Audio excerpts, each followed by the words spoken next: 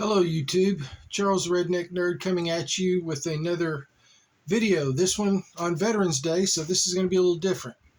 This is not a knife review. This is mostly about honoring my childhood hero who died in '96 from cancer, J.C. Williams, my maternal grandfather. This is his picture in 1943, getting ready to head off to war as a member of the 99th Infantry Division. Eventually, in 1970, after going in as a private in 1943, he retired a major. He fought in the Battle of the Bulge. He was wounded, received a Purple Heart, was awarded the Bronze Star with a V for Valor for his actions in combat, and he had a citation and medal, the French Croix de Guerre, signed by Charles de Gaulle himself, that he received for his valor during World War II, rather. Sorry about that. My grandmother a few years ago got me this shirt. It says, "Proud grandson of a battle baby." And it has my grandfather's divisional patch. They were called the Battle Babies because their first major engagement was the Battle of the Bulge, where they were basically overrun, surrounded, and had to hold out for 2 days with minimal supplies and bullets against repeated German charges. They did. And on the back, it says World War II, Battle of the Bulge, and has the dates.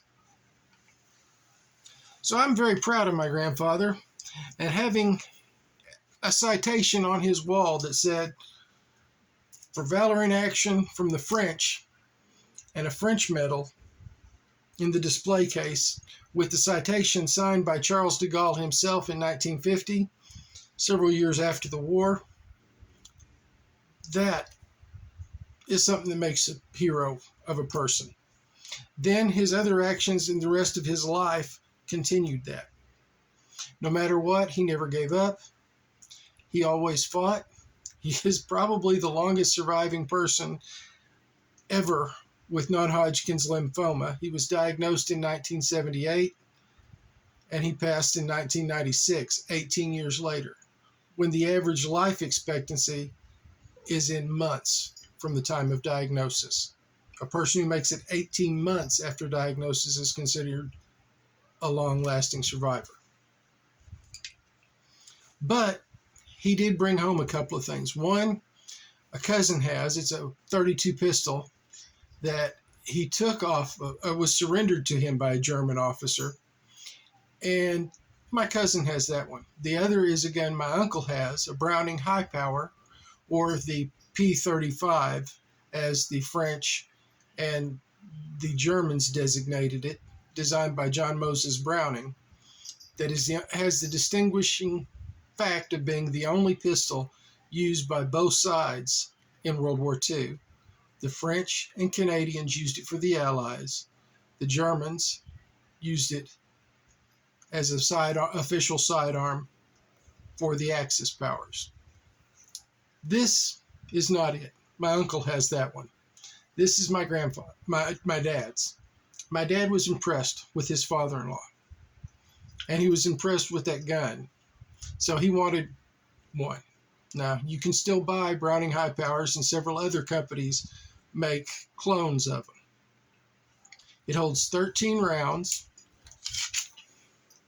of 9mm ammunition in the magazine. It is single action, meaning that once you cock it, it's very easy to pull the trigger and fire. It has a safety that you can put on so the trigger will not fall. This is how you would normally carry this pistol. The thing that's most fascinating is this was designed by a Frenchman and John Moses Browning. John Moses Browning began his gun designing and crafting career back in the 1870s. He's very famous for several Winchester rifles, the 1886, 1894, the 1897, what's called the trench boom pump action shotgun is one of his designs. But the one that I'm most familiar with is the 1911 A1, which would be the standard firearm of the United States from 1911, where it gets its name from, the model 1911 Colt, to technically around the time of the end of the first Gulf War. I say technically because the Marines were still using the 1911 in 2018 on their missions. They kept it as their standard sidearm till then, because nothing could beat it in their minds. 7 rounds of 45 ammunition go in the magazine. Like the other one, it's single action. So when you run the slide back and the hammer goes back, you have to put the safety on. This is called condition 1, and this is what most of us would carry it in. This is what I carried as a military policeman in 1987 through the end of 1990. My grandfather carried it one very similar to this in World War II. His father and father-in-law carried this pistol, or one very similar to it anyway, a Colt 1911 in World War I. So there's a lot of family history of my family carrying these in the service of our country. So I've got my dad's 1911 here. This is one he bought. Like me, he's a big fan of the 1911. It's an extremely reliable sidearm when you buy it from a reputable company. It's an extremely durable sidearm. Otherwise, the Marines would not have been issuing it 107 years after it was invented. Most gun writers in the 1990s called this the Browning High Power, same designer, John Moses Browning, as the 1911, the greatest combat firearm. And I can't say that they're wrong, because this is an extremely accurate, well-built, durable pistol. And for the fact it was invented and came out in the 1930s and still is just as effective as any weapon today is amazing. I just wanted to share with you today a little bit of history of my grandpa, because I am very proud of him and I miss him every day. A man who was a hero, who was awarded the Croix de Guerre, I believe that's how you pronounce it,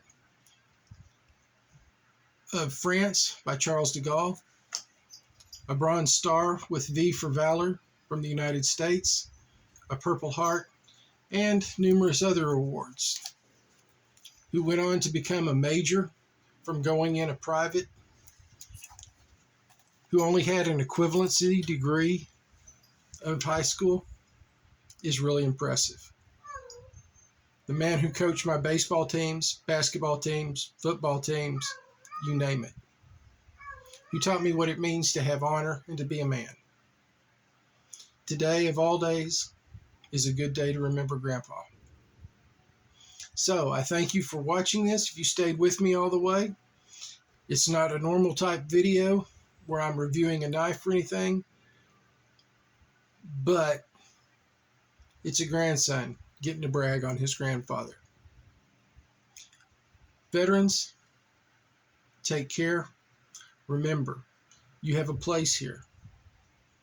We want you to be here. If you need help, I'm going to try and add in the description links where, if you're having problems, where you can get help. I want all of you to take care. My shout outs today, I really don't have any. Here's to all you veterans. Thank you for your service. I'm proud of you. and you will always have somebody to listen to. Take care now. God bless.